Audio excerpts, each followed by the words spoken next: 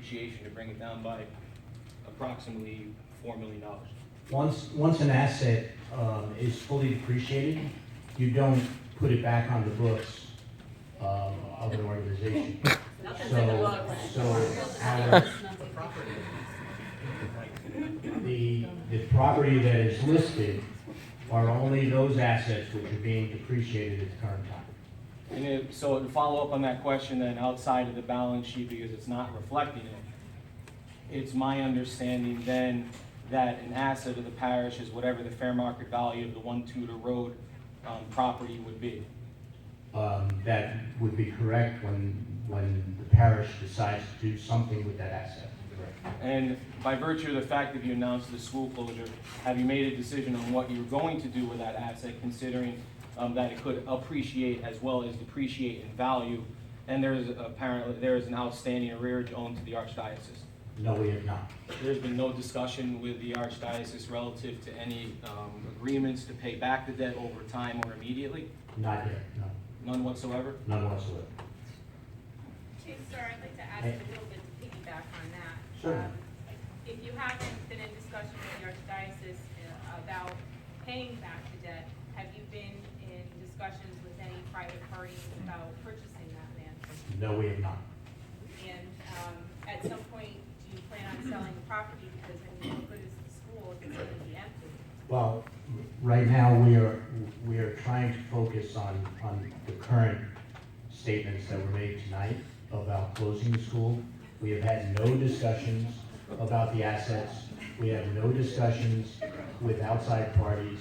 And we have had no discussions with how to pay the debt back because, quite frankly, we don't know what the debt's going to be. And I'm going to piggyback on her and your conversation. According to Archdiocesan Policy 1.218, it states that a pastor must contact the Office of Catholic Schools and the parishioners and stakeholders in the school, be made aware of the troubling situation, and an action plan be developed as a result of a broad-based consultation. I have been here for over 25 years. This is the first financial we've gotten from the parish in 20 years.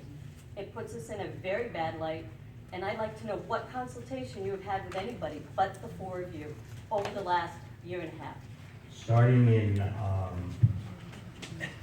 August, actually it was July of 2014, the Archdiocese sent former pastor Father Maroney and Dr. Kingston a letter stating that if $250,000 worth of benefits were not paid by September 1st of 2014, then the school could not open. Father Who was that Maroney, information shared with in the parish? it was shared with Dr. Kingston, Father Maroney, myself, and the other trustee.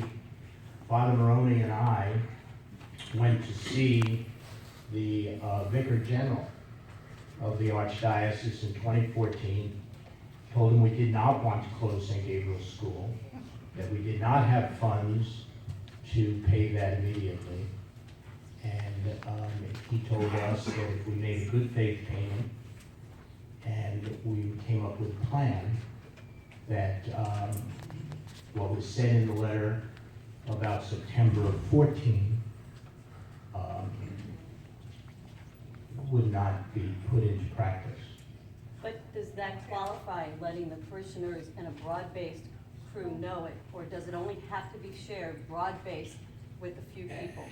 Quite frankly, Kathy, I don't know, I'm not an expert on the Archdiocesan Okay. that you just quoted. Did the So- Archbishop ratify this request to close us? Because we were never told until now, specifically until last week, that we were being closed. And according to policy, we have to be known October, the year before we close, and teachers now, jobs are filled. So, we Kat, had to quite know by frankly- October 1st last year, and you didn't do it. Quite frankly, I'm going to deal with the financial issues. Policy issues are not my belly. With all due respect, sir, we did have a plan in place to take care of those financial issues. There was a property that was